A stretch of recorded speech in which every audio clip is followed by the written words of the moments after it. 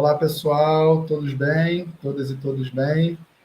Estamos aqui hoje para o terceiro encontro do workshop do Festival Conhecendo os ODS Latim América, né, uma parceria da NTICS com o Instituto Moleque Mateiro. Eu sou o Felipe Albino. Oi, eu sou o Guilherme Heder, tudo bem? E hoje a gente vai conduzir aqui esse terceiro encontro do workshop em Educação Ambiental, voltado, né, para a implementação dos ODS no ambiente escolar. Vamos à agenda do dia. A agenda do dia, né, do nosso encontro 3, ele traz justamente essa perspectiva dos Objetivos de Desenvolvimento Sustentável, né, os ODS, os 17 ODS que a gente teve a oportunidade de debater, né, mais especificamente, com mais tempo, com mais desenvoltura, no encontro 2. Né? Então, a gente tem aqui alguns temas, alguns tópicos, por onde a gente vai passar, né, ao longo desse nosso encontro. Então, a gente tem aqui o desafio pedagógico, sim, é um grande desafio, né, implementar os ODS. Será que a gente consegue, né, enquanto educador, enquanto instituição de ensino, trazer, né, o debate e a implementação dos 17 ODS nos ambientes escolares? Então, a gente vai trazer um pouco desse debate, mas para isso, né, a gente vai também apresentar um pouco melhor, né, debater um pouco melhor aqui com vocês o que é educação ambiental, como a Política Nacional de Educação Ambiental trabalha, né, entende, né, esse conceito e essa ciência da educação ambiental, porque esse adjetivo ambiental e socioambiental, né, hoje a gente não pode mais falar numa educação apenas ambiental, nas questões apenas ambientais, a gente vê uma intrínseca relação entre as questões sociais e as questões ambientais, né, como também a gente pôde perceber nos encontros 1 e 2, né, e, ao mesmo tempo, o campo da educação ambiental, para ele ser bastante amplo, a gente tem hoje diferentes vertentes, né, da educação ambiental, como uma educação ambiental mais tradicional, conservadora, a educação ambiental que o Instituto aqui pratica, né, que é a educação ambiental crítica, transformadora, temos também a ecopedagogia, né, a alfabetização ecológica, alguns conceitos, algumas vertentes que a gente vai poder apresentar aqui para vocês no Encontro 3. Como é que o trabalho do Instituto Moleque Mateiro se baseia, né? Então, a gente tem o que a gente conceituou de pedagogia mateira, né? Uma pedagogia que tem múltiplas referencialidades, né? A gente não segue apenas uma linha de atuação, uma linha de pensamento, e sim uma diversidade, vista a diversidade, né, que é o trabalho do Moleque Mateiro. Né? No encontro 1, a gente pôde, né, ter uma apresentação um pouco mais cuidadosa, um pouco mais calma, não só de nós, né, educadores que estamos aqui debatendo, mas também do Instituto. Então, hoje aqui a gente traz um pouco melhor os pilares, né, as estruturas que hoje conduzem e estruturam aqui a pedagogia e as práticas do Instituto. Os paradigmas da educação ambiental, né, tem algumas reflexões aqui, algumas provocações que a gente quer compartilhar com vocês.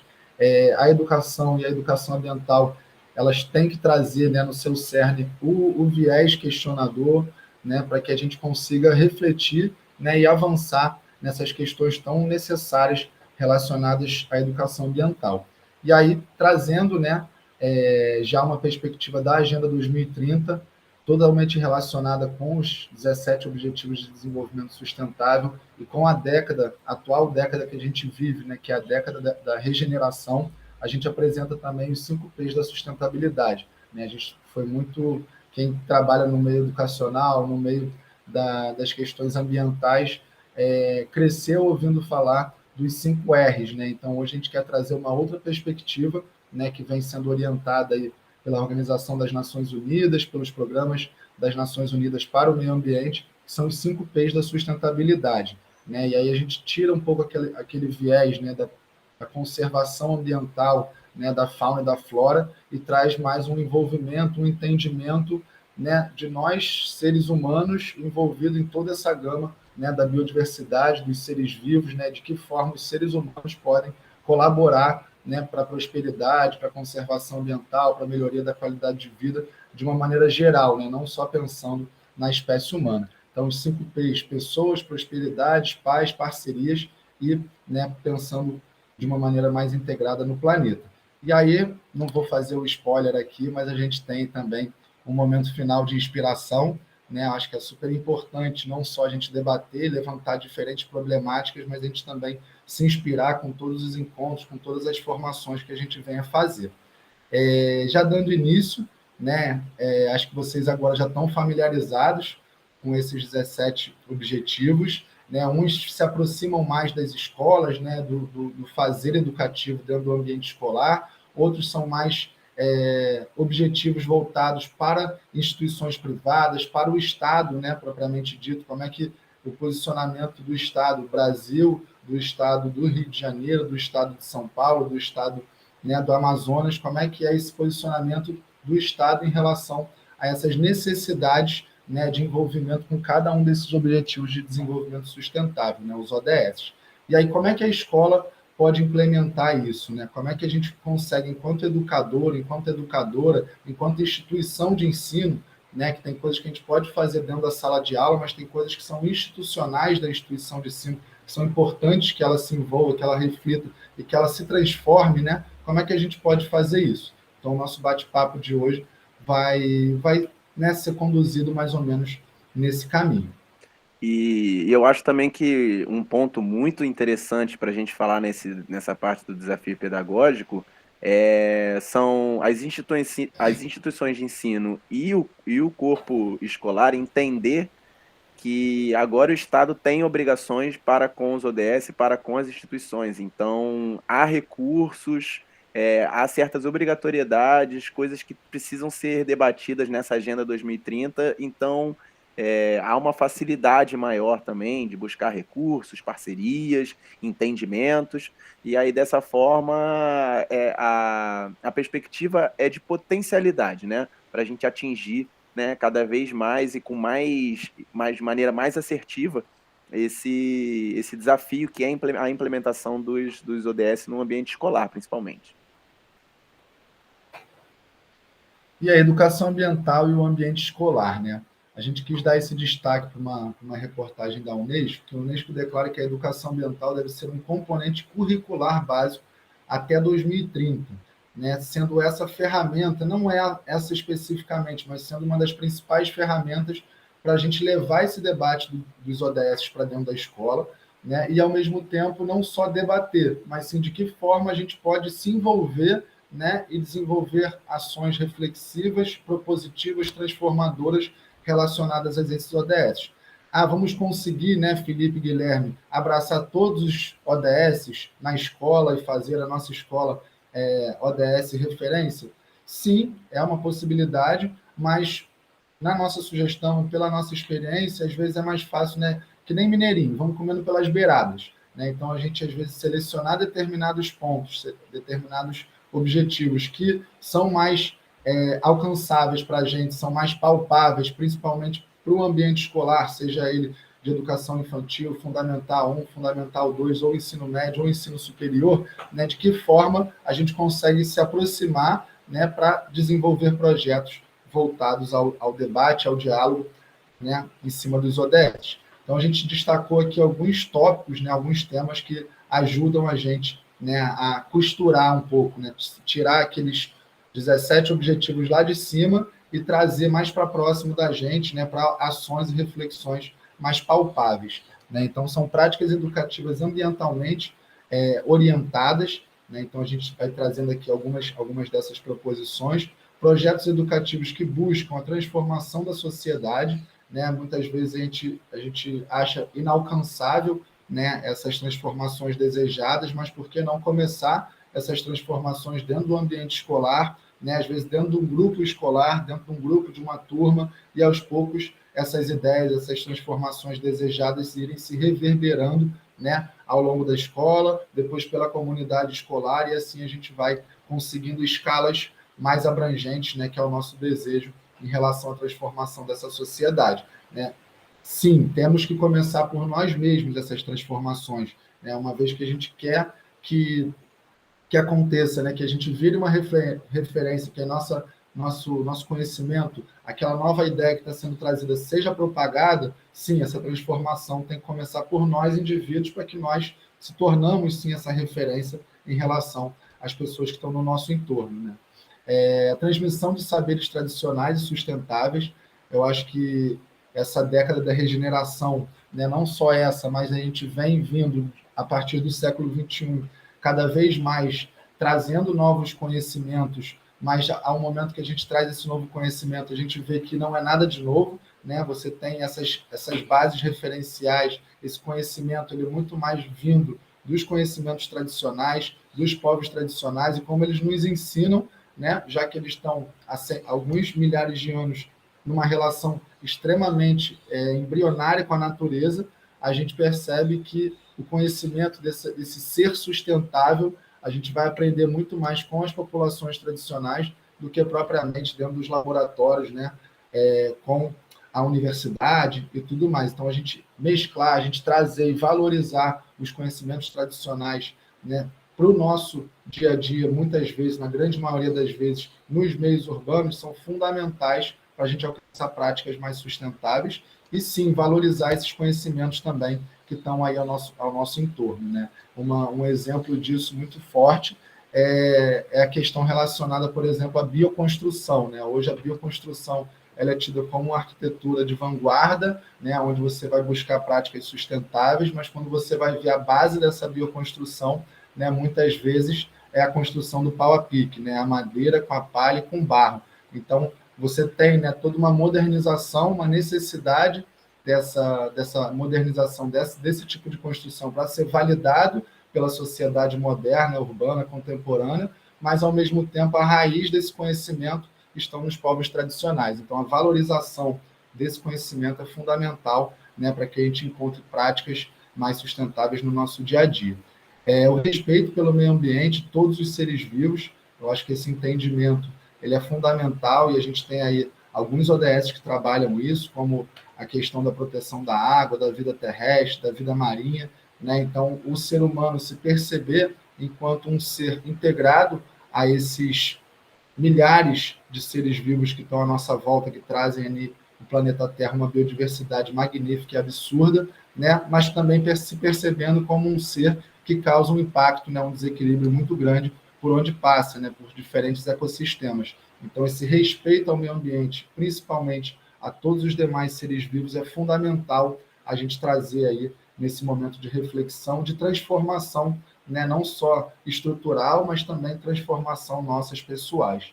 E o respeito pela pluralidade na nossa sociedade, né, quando a gente consegue ter essa percepção que, sim, estamos num ambiente plural, né, em todos os sentidos, seja nas questões raciais, seja nas questões de gênero, seja nas questões de escolhas sexuais. Eu acho que, sim, a gente tem que cada vez mais ter o entendimento e o respeito por toda essa pluralidade. Olha o trava-língua aí, meu povo, desculpa. Mas eu acho que isso é fundamental para a gente conseguir avançar enquanto uma sociedade, né?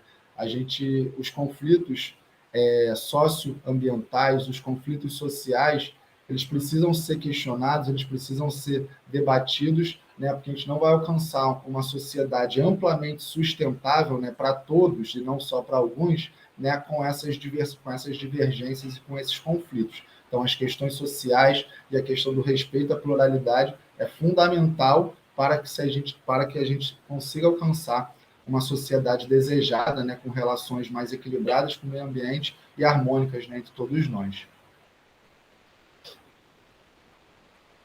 E aí, acho que a gente traz aqui, né, uma definição bem importante, né, o que é educação ambiental. A gente está aqui representando o Instituto de Educação Ambiental, né, que em 2023 vai completar 18 anos, e como é que a gente se envolve com a educação ambiental. A educação ambiental é uma coisa só? Será que a gente pode exemplificar das mais variadas formas? Sim, a educação ambiental ela tem uma diversidade muito grande do entendimento do que é, né, a prática e esse conhecimento da educação ambiental. Mas como tem hoje, né, o Brasil hoje tem toda uma legislação que traz essas definições para organizar melhor essa ciência, valorizar, né, esse afazer e, enfim, mostrar a importância dessa prática nos ambientes escolares, mas também em todos os ambientes da vida, o ambiente empresarial, o ambiente corporativo, dentro das instituições públicas.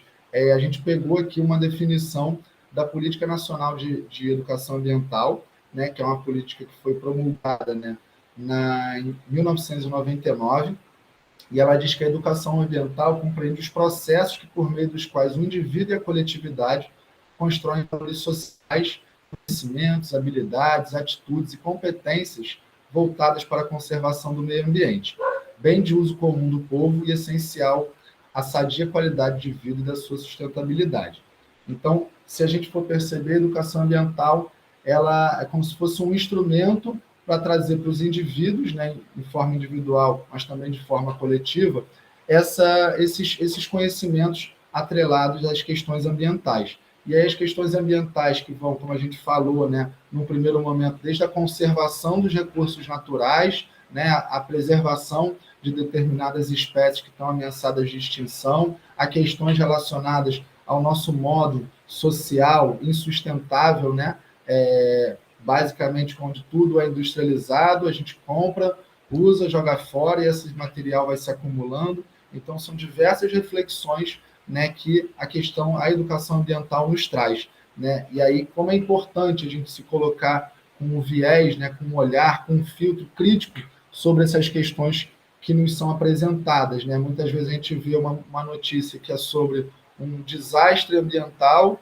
mas será que é um desastre ambiental só porque foi causado pela chuva? Será que aquelas pessoas que foram as mais impactadas, né, elas tiveram as mesmas condições que todas as outras, e por que foi ali? Então, por isso que foi um acidente, um desastre, ou foi quase que um crime ambiental pelo fato de não ter tido nenhuma política voltada para evitar que aquele risco acontecesse, né? Então, a gente começar a ter um olhar um pouco mais crítico, né, e um viés um pouco mais questionador dessas situações que nos acontecem no meio ambiente, porque o meio ambiente é a minha casa, o meio ambiente é a minha escola, é a cidade onde eu moro, né? Então, a gente refletir um pouco mais numa perspectiva mais ampla do conceito de meio ambiente. Então, acho que a educação ambiental ela te traz, né, esses vieses questionadores para a gente refletir sobre o que nos é posto aí no entorno.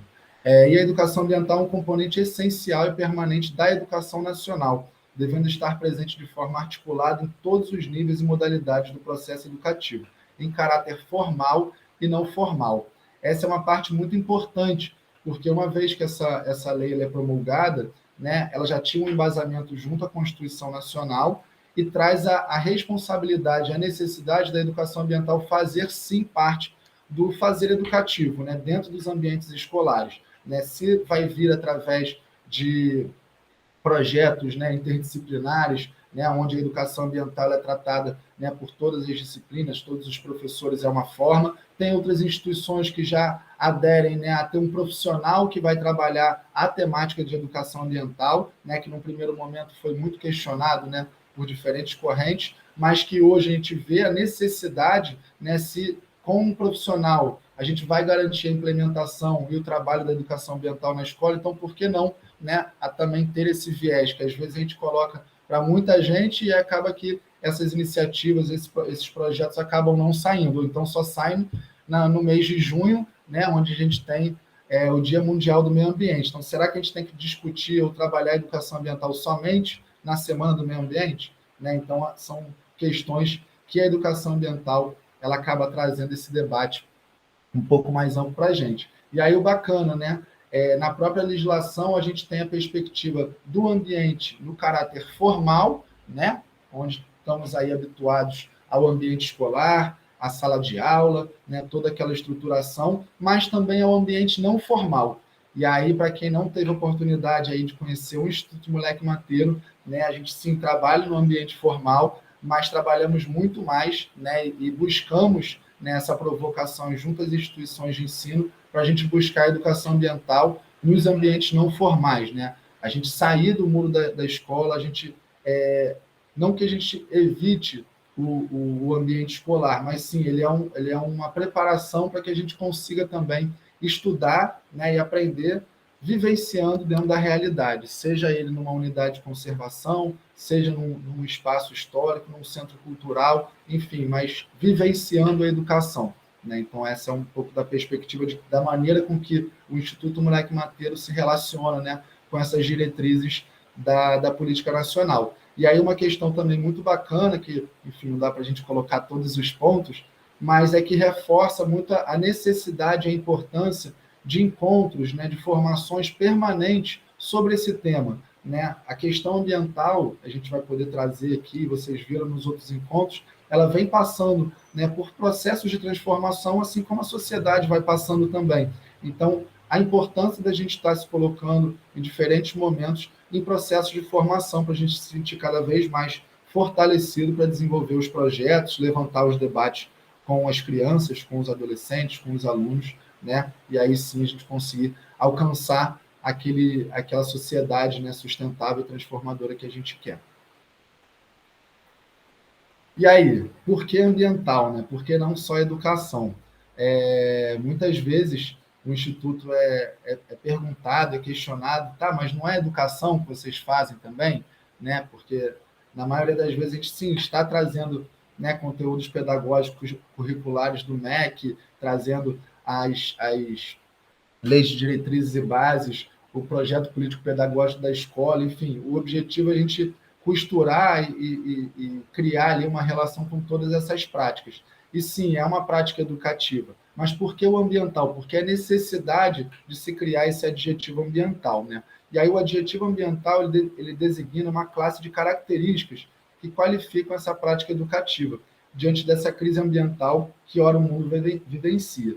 E aí a gente percebendo, né, os educadores ambientais, digamos assim, os nossos veteranos, se assim a gente pode dizer, eles perceberam que a educação que ela é tida hoje e executada hoje, né, na grande maioria dos espaços, ela ainda é uma educação tradicional, né? Então, dentro dessa educação tradicional, as perspectivas ambientais, né, o debate sobre a questão ambiental, ela se dava de uma maneira conservadora, né, que a gente vai até poder explicar aqui um pouquinho melhor na apresentação das vertentes. E aí, quando a gente percebe essa educação tradicional praticando uma educação ambiental mais para o lado conservador, que é, não, vamos chegar em todo mundo, crianças, vamos proteger a água do planeta, vamos então fechar a torneira todas as vezes que a gente escovar o dente. Isso é uma prática importante, isso é uma reflexão, um conhecimento importante, fundamental. Fundamental, até porque a água é um bem super valioso, né? E, enfim, por mais que estejamos aí cercados por ela, né? O Brasil é um país que tem uma grande concentração de água, e essa água não é bem distribuída para todo mundo da população. Então, a gente ter essa reflexão, entender a dificuldade que é essa água chegar até a casa, até a torneira de cada uma das pessoas, de cada uma das famílias, é fundamental. Mas será que só o nosso ato de fechar a torneira, né, daquelas crianças que estão participando daquele projeto na escola, de fechar a torneira, isso vai causar uma mudança, né, no uso geral da água no Brasil? Infelizmente não.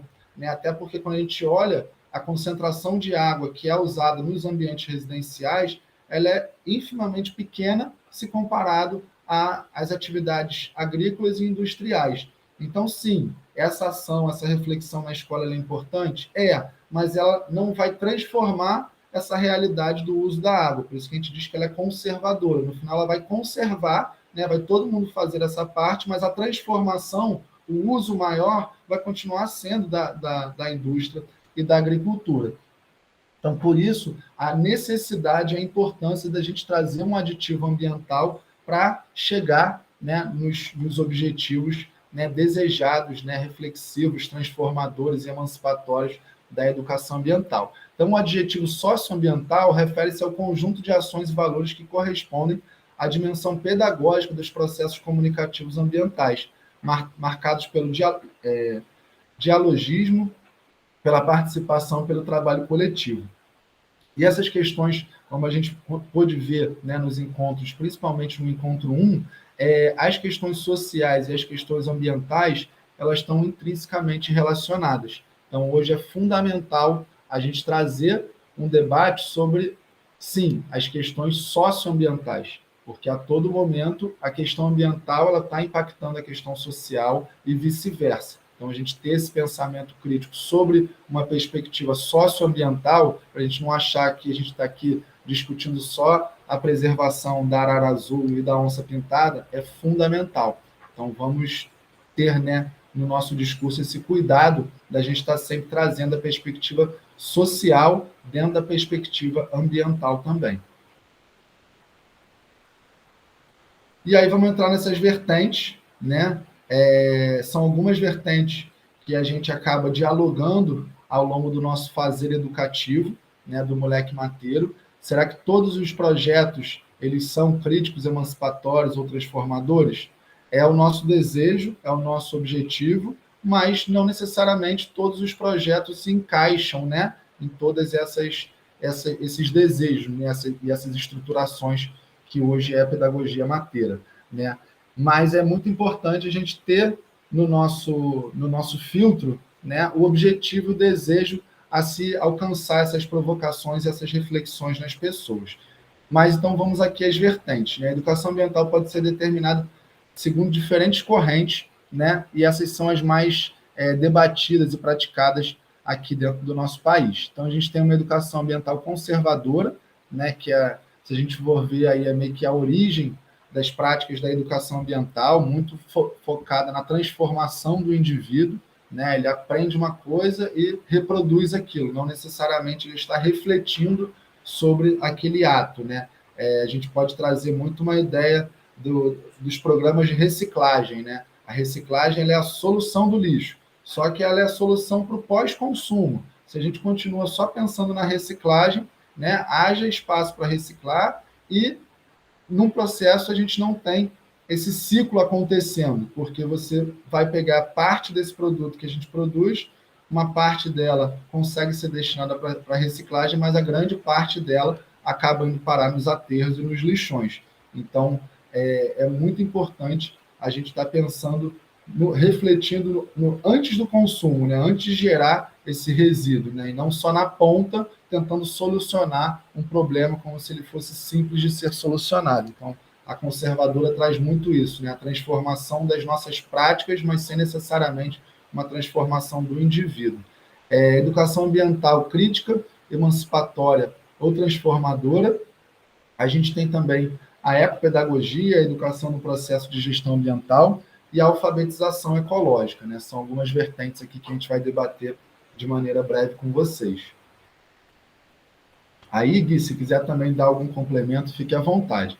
Aí, como eu falei, né, educação conservadora, educação ambiental conservadora, ela traz aquela urgência em conscientizar diferentes camadas sociais e que buscam, através da dispersão de conhecimento, mudar os comportamentos e criar novos valores. Então, muitas vezes, né, se a gente for pensar de uma maneira geral na nossa sociedade, todo mundo é positivo em relação à reciclagem, né? Mas se a gente pega lá os saudosos R's da sustentabilidade, o primeiro R, né, é repensar, é recusar, né? Então, a gente recusa determinados tipos de produto porque eu não quero gerar esse tipo de resíduo, por exemplo, se a gente manter no tema resíduo, né? Então, é importante não só a gente buscar, né, entender que o amarelo é o metal, que o vermelho é o papel, que é o plástico, que o azul é o papel, mas para onde vai esse resíduo?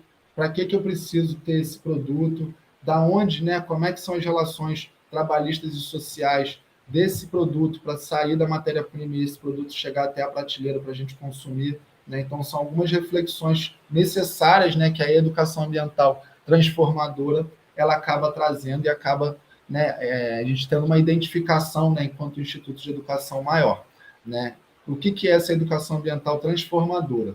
Ela é associada à tradição da educação popular, buscando o processo educativo e defesa da concepção política como uma prática social de formação dos indivíduos, permitindo a formação de sujeitos políticos capazes de agir criticamente, criando contradições relativas à sociedade na qual estão inseridos, mudando valores, construído social e historicamente.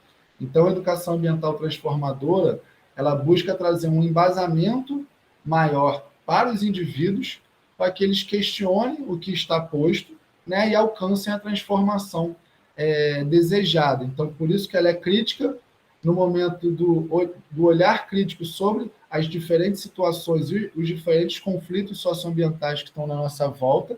Ela é emancipatória, porque no momento que ela te dá esse conhecimento, esse empoderamento, você se emancipa daquele espaço, status quo que você se encontra, e ela é transformadora porque ela visa essa sociedade, a transformação dessa sociedade que a gente está inserido nesse atual momento.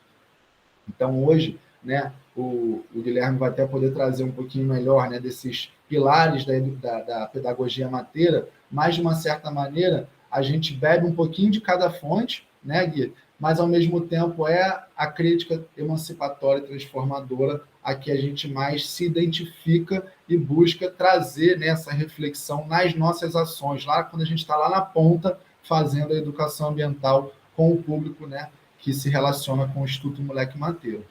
E se a gente for pensar também no que já foi visto, né, principalmente no primeiro encontro, né, onde a gente apresentou a linha do tempo da educação ambiental, a gente tem também essa referencialidade da educação ambiental conservadora sendo mais ligados àqueles movimentos lá do início da linha do tempo, né, na década de 60, 70, 80. E conforme a evolução, né, da sociedade e infelizmente, dos problemas que a nossa sociedade também enfrenta de maneira socioambiental, foi se tendo uma noção de que a gente precisava mudar e precisava evoluir o modo de pensar nessa questão da educação socioambiental.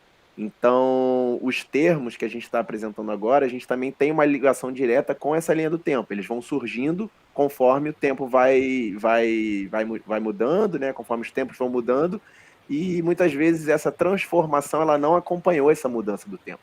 Então, vou apresentar também um pouquinho mais adiante o paradigma da educação ambiental e a gente vai entender um pouco melhor. E para além disso, a gente tem também, mais recentemente, o surgimento da ecopedagogia, que ela visa uma consolidação de uma consciência ecológica ampla, profunda e difusa, né, para que o intuito há de que se investir em mudanças culturais e que afetam a mentalidade, o comportamento e o modo de pensar e agir, a cultura política, a visão do mundo, representações sociais, enfim, né, a solidariedade e a participação social dos conflitos socioambientais. Então, aí vem, acho que, no meu ponto de vista, a principal mudança dessa questão do pensamento ambiental para o pensamento socioambiental, onde a gente começa agora a pensar em políticas públicas e entende-se que todo esse processo deve se passar não apenas no ambiente escolar, não apenas naquela roda de conversa, num piquenique, onde a gente está consciente de que todo lixo que a gente gerar ali ele tem que ser destinado de maneira correta, de que nada pode ficar ali no lugar. Então a gente tem também o entendimento de que, como o Felipe falou, que essas mudanças elas precisam vir de cima, elas precisam vir do Estado, elas precisam vir da instituição. E com isso a ecopedagogia vem justamente para agir nesse campo, né? E a alfabetização ecológica, que é um processo no qual o educando adquire a capacidade de ler, descrever e interpretar o ambiente que o cerca, o que isso é extremamente importante, porque apesar de ser um ambiente que está em constante mudança, né, a gente sabe que a Terra evolui de uma maneira, a Terra e os sistemas, elas evoluem de uma maneira muito mais rápida do que os seres vivos, do que o ser humano, principalmente. Então, a gente entende-se que um indivíduo alfabetizado, ele passa a reconhecer, decodificar e entender cada vez mais os aspectos ecológicos locais. Dessa forma, ele vai encontrar soluções para problemas no seu dia a dia, inicialmente ali no seu entorno, na sua vizinhança, na sua casa, né, expandindo do micro para o macro, que essa também é um dos grandes objetivos da educação socioambiental. Tem um lema muito antigo, que é da década de 90, que fala-se em agir localmente e pensar globalmente, né? E vem nesse processo de transformação do eu para uma transformação da sociedade. Então, tudo que eu reflito, tudo que eu critico, tudo que eu mudo, a mudança tem que vir primeiro de mim, para depois a gente replicar esse pensamento e o entendimento da sociedade de mudança também. É a questão que já até a Isabel Carvalho ela traz da formação do sujeito ecológico, né? Acho que nessa sua fala eu acabei refletindo bastante sobre o sujeito ecológico. Aí, desculpa o spoiler, vai lá. E só para dar uma palhinha também, pessoal, é que existe um material, né, feito pelo Ministério do Meio Ambiente que apresenta todas as vertentes de educação ambiental, né? Então, o material tem todo um embasamento teórico e aí consegue trazer, né? Aqui a gente tem 1 hora de workshop para trabalhar os diferentes assuntos, como vocês estão acompanhando, mas sim, a gente consegue deixar esse material disponível na apresentação, no final da apresentação, como material de referência para que vocês possam, né, fazer uso desse material futuramente. Esse material que o Felipe citou aí, ele é conhecido como a Bíblia da Educação Ambiental, né? Porque você não tem todas, tem praticamente todas trabalhadas até o momento da publicação e esse material também vem sofrendo constantes atualizações de edições e tem sendo inseridas novos dados e políticas. Então, pensando em todas essas vertentes, né, da educação ambiental, como a gente debateu e apresentou aqui, com isso a gente foi bebendo dessas fontes, como o Felipe falou, e a gente consegue citar aqui 3 fundamentos da prática mateira que, consequentemente, desenvolveram a pedagogia mateira que a gente vai apresentar também. Então, o primeiro de todos que eu vou falar é do grande Paulo Freire, o conceito de praxis. Acredito que todos nós, como educadoras e educadores, conhecemos Paulo Freire, né, admiramos Paulo Freire, então não teria como ele ficar de fora, né, dessa, dessa, desse fundamento e da prática. Então ele cita muito a praxis, né, que é um tipo de atividade prática própria do homem, da humanidade, né, e simultaneamente objetiva e subjetiva, e permite o ser humano transforme a natureza e que, por conseguinte, se transforme e converta a si mesmo, né? Vem batendo naquela tecla que a gente já falou algumas vezes aqui durante o encontro, que a mudança ela tem que começar por nós, indivíduos, e aí daí a gente realizando isso no nosso dia a dia, se tornando parte de quem somos, aí sim ela consegue ser replicada e ser passada adiante. Se a gente tem um discurso que a gente não pratica e que a gente não está familiarizado e que a gente não acredita, isso não vai adiantar. Vai lá, Felipe. Não, aí eu me lembrei daquela frase lá da sala de Caxias, né, que a gente teve a oportunidade de fazer uma formação em Caxias, que era a educação ela não transforma o mundo, a educação transforma as pessoas e as pessoas que transformam o mundo, né? Exatamente. Acho que um slogan dos educadores, né? Na verdade, todo mundo quando lê aquilo se sente tocado, se sente emocionado e dá aquele gás para seguir adiante, né?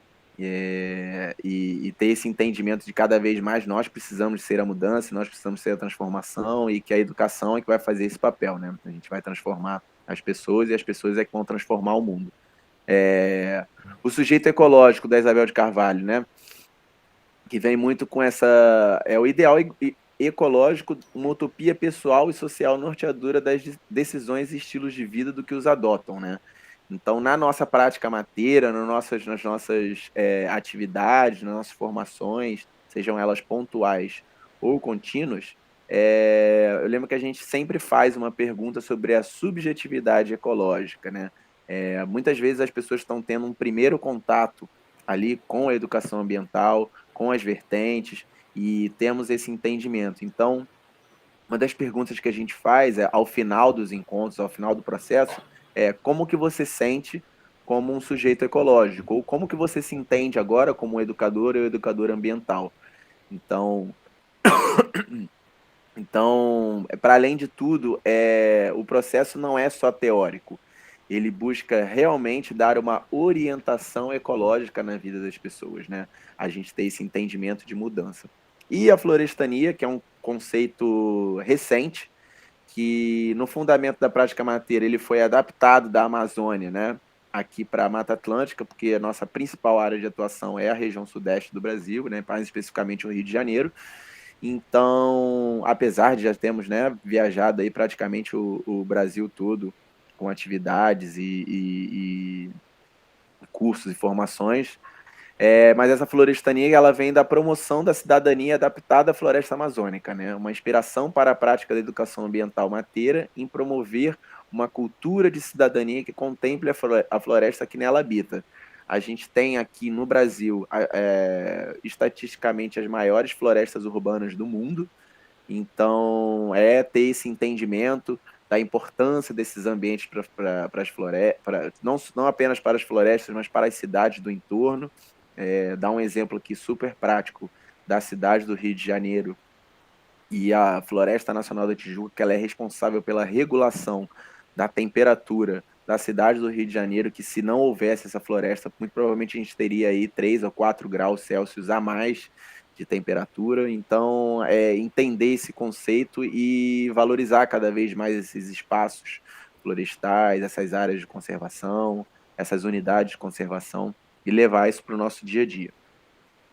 E sendo assim, com todas essas vertentes e esses conceitos que a gente apresentou, veio a pedagogia mateira, que também está em constante mudança e evolução, né? Porque a gente percebe, entende que, assim como a educação ambiental vem se atualizando desde a década de 60, 70, a pedagogia mateira ela vem se atualizando também nesses 18 anos de práticas e existência, né? Mas ela é basicamente composta por 3 pilares, né? O afeto, a transformação e o questionamento. E aí vem muito daquela fala do Felipe sobre a educação emancipatória crítica transformadora, que busca apresentar um pensamento crítico com práticas de encantamento e, principalmente, né, o contato com a natureza. Ah, Guilherme, mas esse contato com a natureza ele é primordial? Às vezes é muito difícil levar o meu grupo escolar para uma unidade de conservação. Sim, ele é importante, mas a gente tem métodos de fazer isso de uma maneira mais simples e que se adequa também, muitas vezes, à realidade escolar, que às vezes é difícil você levar um grupo para uma escola. Só um minuto, gente.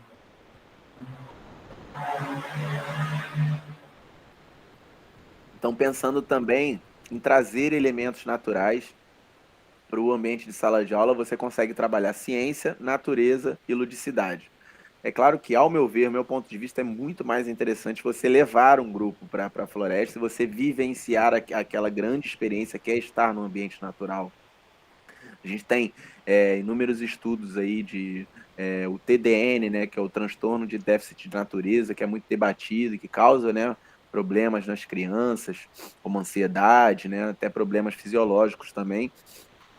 Então, esse contato com a natureza desde as primeiras idades, ele é super importante para o entendimento e o encantamento, e dali já é o primeiro passo para a subjetividade ecológica. As memórias, o afeto, aquele carinho que cria-se pela unidade natural. Bom, mesmo assim, né, com toda essa evolução da educação ambiental e dos processos e pensamentos da educação ambiental, a gente tem um aspecto muito sério, que é o paradigma da educação ambiental. Como a gente viu lá no primeiro encontro, a gente tem, a partir da década de 70, o início desse movimento ambiental. Mas a gente tem da década de 70 até basicamente meados de 90, a gente tem uma coisa muito teórica, muito escrita, muito bonita até, mas pouco praticada. E aí essa charge vem para trazer uma reflexão para a gente. A gente tem lá a Eco 92, né, que foi o primeiro ponto de partida nessa dimensão participativa da sociedade, né? A gente teve a Agenda 21, que foi um documento escrito não apenas pelos líderes mundiais, mas também pela sociedade civil ali presente no encontro. Mas e aí, no Rio Mais 20? A gente vai continuar debatendo? A gente já está chegando cada vez mais perto, né, do Rio Mais 40, que ainda não é um evento que está, né, certo de acontecer, mas se ele acontecesse, e aí, a nossa árvore está ali cortada porque pensamos muito, escrevemos muito, mas agimos pouco, né? Então, essa armadilha paradigmática ela é uma reprodução das ações educativas, dos paradigmas constituintes da sociedade moderna e que provoca a limitação compreensível e a incapacidade discursiva, né? De forma recorrente, gerando uma pedagogia redundante. Então, a gente está cada vez mais debatendo e cunhando termos que são super científicos e que têm um entendimento, né, da academia, mas a gente não está aproximando esse diálogo e não está trazendo essa prática para a sociedade civil, para o pessoal que não teve muito acesso à academia, não teve um acesso a esse estudo mais profundo dessas relações. Então, as práticas resultantes delas, por não serem conscientes, elas levam a não fazer diferente. Então, a gente vem atualizando e debatendo, e a gente vem continuando, destruindo, vem continuando, né, pensando daquela maneira micro e não expandindo para o macro, né, tornando cada vez mais redundante. Então, É como se a gente tivesse cada vez mais informação mas cada Exato. vez Sem menos saber o que ação. fazer, sem saber o que fazer com Exatamente. essa informação. Então a gente fica preso nesse paradigma de, nossa, olha o quanto que a gente criou, olha que lindo, vamos salvar o mundo, mas a prática ali, o meter a mão na massa e fazer acontecer. E é um laboratório, né? A educação ambiental, a ciência educacional, ela é um laboratório de erros e acertos, sim. A gente sabe que o caminho do sucesso ele não é uma linha reta, então, a gente entender que dos erros vem muita informação importante necessária para um futuro acerto, né? É um laboratório, né? Se a gente for fazer uma analogia, uma comparação com o ambiente de horta escolar, por exemplo, é um laboratório, a gente vai errar, vai acertar, mas cada erro nos ensina também. Então, é super importante sair dessa reflexão teórica para a prática, né? Por mais que não tenha todo o conhecimento teórico do mundo, vai lá, mete a mão na massa, bota a boca no trombone, vamos ver o que vai acontecer. Se você errou, você vai ter esse entendimento e vai mudar em diante. Bom, e agora entrando nessa questão justamente dos 17 Objetivos de Desenvolvimento Sustentável e da Agenda 2030 para o Desenvolvimento Sustentável, né? Esse é o título, né? O lema para isso tudo é ninguém pode ficar de fora. Então, a Agenda 2030 ela consiste numa declaração de 17 Objetivos de Desenvolvimento Sustentável, os ODS, que tem esse número, né, de 17 por um motivo muito específico, né? O 17 é um número primo e ele não pode ser dividido, por isso que são 17 Objetivos de Desenvolvimento Sustentável, ou seja, você não pode pensar no objetivo 1 sem pensar no 6 e no 7. É claro que a gente tem os focos de atuação, mas o intuito é que as instituições, sejam elas de ensino particular, trabalhem os 17 ODS. Eles não podem ser divididos. Essa é uma das premissas da agenda. E essas 169 metas divididas entre esses 17 objetivos. Então, eles são um plano de ação que busca fortalecer a paz universal e erradicar a pobreza em todas as suas formas e dimensões, né? É uma proposta para as pessoas e o planeta e a prosperidade. Vai lá, Felipe. Não, eu queria dar destaque a essa frase que você trouxe agora, porque eu acho que há 20 anos atrás, a gente falando de sustentabilidade, de educação ambiental, a gente não ia estar imaginando relacionar com o tema de paz universal e erradicação da pobreza, né? Então, só para a gente ver hoje, né, o conceito de desenvolvimento sustentável sendo muito mais amplo, né, debatido de forma muito mais ampla, que ele conecta muito mais temas e esses 17 objetivos, eles ajudam a gente a ter essa visão mais ampla do que a gente tinha anteriormente, né?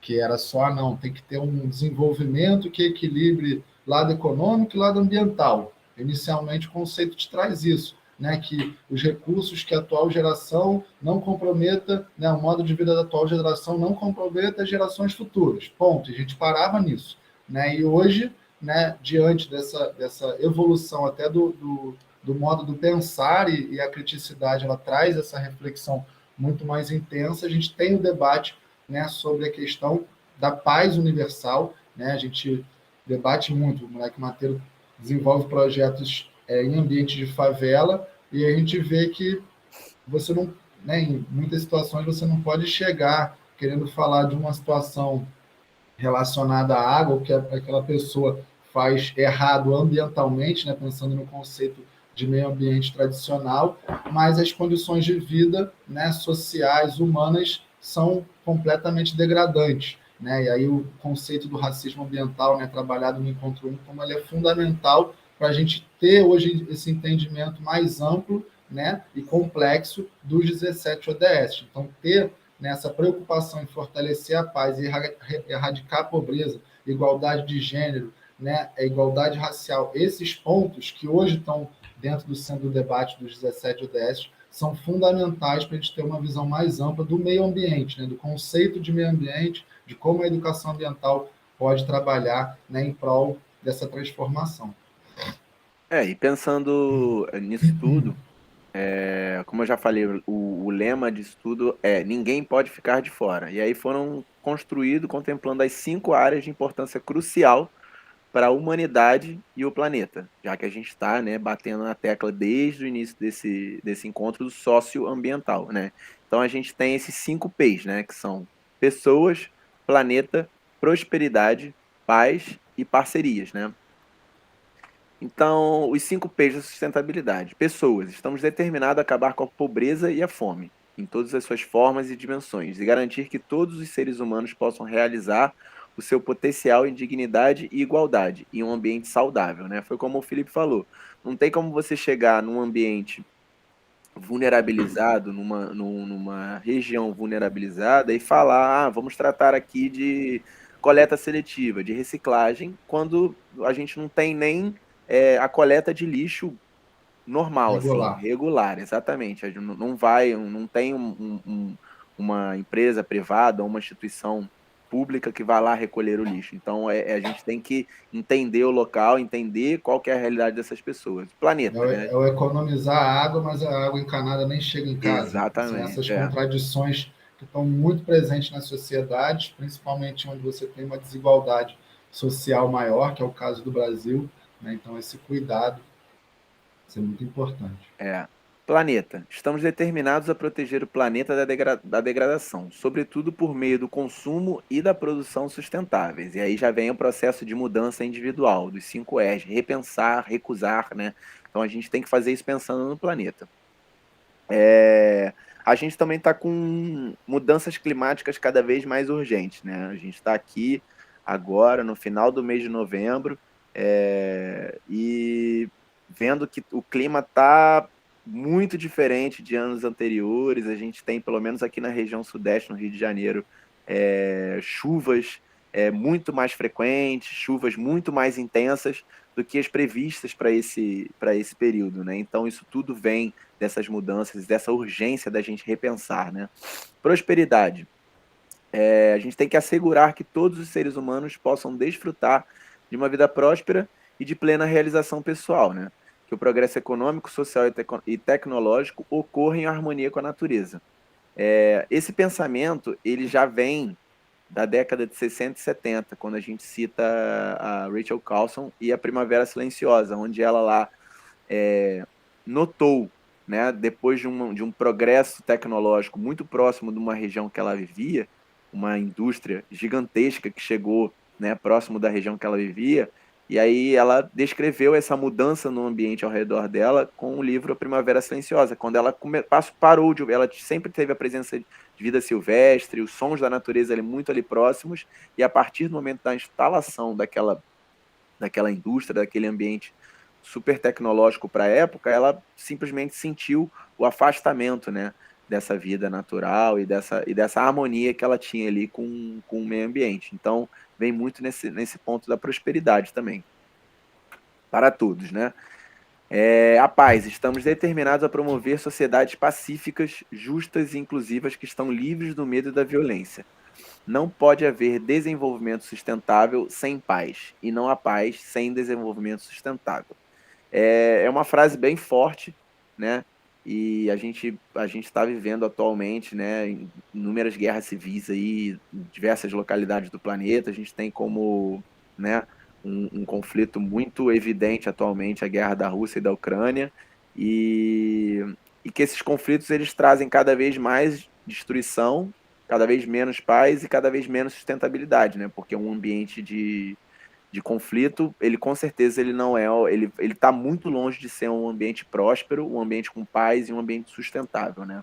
A gente tem que cada vez mais e mais focar também na paz, para que todos nós, como seres humanos, a gente tenha essa percepção de que tá tudo bem, então a gente consegue caminhar cada vez mais para uma prosperidade. E a parceria está diretamente ligada ao último Objetivo de Desenvolvimento Sustentável, que é o 17, que são, na verdade, mobilizar os meios necessários para implementar esta agenda, né? Parceria público-privado, parcerias entre instituições, parceria entre unidades escolares, instituições de ensino e o governo, né? Por meio de um pacto global para o desenvolvimento sustentável, né? Com base no espírito de solidariedade global reforçada, concentrada em especial nas necessidades dos mais pobres e mais vulneráveis, e com a participação de todos os países, de todas as partes interessadas e todas as pessoas. Então, a gente vê que esse conceito de parceria, na verdade, ele vem para além, né, desses conceitos que a gente debateu agora. Isso aqui é o micro, então vamos pensar no macro, vamos pensar numa ação global, vamos pensar nos grandes poderosos, né? Nas grandes nações que detêm esse poder político e econômico e o que elas podem fazer para ajudar a alcançar os 5Ps. E vale lembrar que essa Agenda 2030 ela é discutida pela ONU, né? A ONU que atualmente tem mais de 150 países, né, participantes, estados participantes, e que essa relação ela tem que ser cada vez mais debatida abertamente, num ambiente livre, né, para que a gente possa alcançar os 5Rs, os 5Ps, a paz, a prosperidade, né? E, enfim, tudo isso. E para finalizar, que a gente já está chegando aqui ao final do encontro, tem alguma coisa para adicionar aí nessa fala final, Felipe? Nos 5Ps? Não, não, achei que você conseguiu fechar muito bem. Acho que a gente vai, enquanto um vai falando, o outro vai refletindo, né? É, E aí eu estava refletindo muito sobre as nossas últimas experiências com o Moleque Mateiro e como as parcerias foram importantes, né, para viabilizar ações e projetos de educação ambiental nos ambientes escolares, né? E a parceria foi com iniciativas que aconteciam no bairro, com familiares que podiam somar, com familiares da escola do filho, que não é a escola que eu trabalho. Enfim, a gente viu essa rede muito forte se fortalecendo, né, no município de Caxias, e como foi importante, né, essas parcerias parecia que eram os encontros de pessoas que faziam suas iniciativas de maneira individual e, de repente, quando elas se encontraram, elas tiveram, né, um encontro de força também para conseguirem alcançar objetivos maiores, né, e transformações maiores. Então, eu vejo as parcerias, né, seja num aspecto mais amplo, global, ou nas nossas realidades locais, elas são muito fundamentais, né? E vejo hoje nós, educadores, né, e educadoras, sendo muitas vezes o elo dessas parcerias, né, o elo para ligar duas pontas, duas iniciativas que acontecem, ou pessoas ou instituições que possam juntas somar forças e levar isso mais para frente. Então, eu tenho me percebido muito nesse papel de elo, né? Vejo muito o Instituto Moleque Mateiro por todo esse tempo de trabalho, né, e de ação dentro da educação ambiental, né, se percebendo também nesse elo para fortalecer, né, iniciativas e instituições que às vezes estão nadando ali sozinha contra a correnteza e quando a gente se junta, todo mundo entra dentro do bote, isso a gente se dá mais força, né, sinergia. Então, eu percebo muito isso nessa questão. e como a gente tem cada vez acreditado mais também, né, nas parcerias. Um exemplo muito prático também foi uma ação numa escola municipal aqui do Rio, onde a gente precisava de muito material daquela coisa de reutilizar, e a gente apresentou essa proposta para a direção sobre, não, vamos pedir para os alunos levarem a mensagem, né, para casa de que precisa e tudo mais. E uma das respostas foi: não sei se vai vir, acho melhor vocês se prepararem para trazerem as coisas. Aí a gente falou: não, a gente vai ter aqui uma reserva de materiais, porque a gente, né, já tem isso, mas é importante esse engajamento pré-atividade, eles terem essa consciência. E a gente acabou que a gente voltou com mais coisas do que foi, porque o resultado foi incrível e surpreendeu a escola, o corpo escolar lá, e eles, né, eu acompanho ainda bem de perto a realidade daquela unidade escolar e o processo de transformação lá está cada vez mais interessante. Bom, como inspiração para hoje, para a gente também, né, quando for, de repente, botar a cabeça no travesseiro e tentar, né, refletir um pouco mais sobre tudo que a gente falou. A gente tem, para mim, quem é uma grande personalidade aí atual, que é o Emicida, que ele tem essa música em participação com o Gilberto Gil, que ela é incrível. E eu acho que esse primeiro parágrafo aí, os primeiros versos são muito marcantes, né? Que ele fala que crianças têm o céu no alcance das mãos. Irmão, será que há tempo de poder ser mais? E eu acabei usando essa música numa edição de vídeo há pouco tempo atrás, onde a gente estava numa escola também, e a gente tinha acabado de realizar a atividade, e no horário do almoço, naquele sol mais forte, né, a gente acabar de realizar a atividade, estávamos no nosso descanso, e aí veio um menino que tinha acabado de participar da atividade, no horário do almoço dele, lá com a garrafinha, legando as mudas e tal, chegou lá em silêncio, fez todo o serviço, foi embora. Então, eu acho que ele entendeu já que é tudo para ontem, né? E eu espero que todos nós, cada vez mais e mais, tenhamos esse entendimento também. Vale, fica aí como convite para vocês irem lá de repente, no YouTube ou na plataforma que vocês usam para ouvir música e dar um confere nessa música que é bem interessante. Então a gente finaliza aqui o terceiro encontro. Ficam aí os nossos contatos, tem o nosso arroba no Instagram também, arroba Moleque Mateiro. Fiquem à vontade para nos contactar com dúvidas e sugestões, e enfim, qualquer coisa que vocês precisem aí, a gente tá aí para somar, seja lá como for, né? Então, se for algo mais relacionado à apresentação em si, pode entrar em contato comigo ou com o Felipe, e algo mais institucional, tem ali já o e-mail do contato, @moleque mateiro, que a gente também tem essa possibilidade de parcerias, enfim, né? Vamos conversar, vamos aumentar a nossa rede e vamos, né, iniciar esse processo de transformação aí, seja, né, no ambiente micro, se vamos pensar também no ambiente mais macro e fazer acontecer. Boa, não, eu ia deixar aqui também meu agradecimento pelo encontro e trazer essa provocação, né, de muitas vezes a gente está ali no nosso fazer educativo, naquele ali matando 7 onças por dia, né, para conseguir levar o jantar e o lanche para casa, mas por que não também a gente tentar fazer desse festival, né, e desse encontro, por mais distante que seja, por ser uma formação virtual, da gente tentar estabelecer uma rede, né? Então, o Moleque Mateiro, mais uma vez, pode ser esse elo dessa rede, né? Da gente tentar colocar as instituições de ensino se contactando, porque eu acho que muitos dos desafios, muitas das angústias, muitas das conquistas, elas são comuns, né? E muitas vezes a gente está aqui meio desmotivado, não sabe por onde começar, né? E não sabe, cara, por onde eu posso me agarrar aqui para iniciar a minha tratativa, iniciar aqui um trabalho dentro da minha escola, dentro da minha turma, e às vezes tem outras pessoas que podem nos inspirar, né, que estão envolvidas nesse processo formativo, mas por ser online, né, a gente acaba não tendo esse momento de troca. Então, estão aí os nossos contatos e a gente se compromete também, uma vez recebendo, fazer, né, esse meio desse elo aí, dessa rede, né, das iniciativas, das escolas desenvolvendo os projetos, né, voltados para a implementação dos 17 Objetivos de Desenvolvimento Sustentável. Então, nos colocamos aí à disposição, tanto para acompanhar, para tirar dúvida, para rir junto, mas para também conectar, né, as instituições de ensino que estão hoje aqui participando do festival, conhecendo os ODS. Bom, pessoal, vou deixar meu agradecimento final aqui também.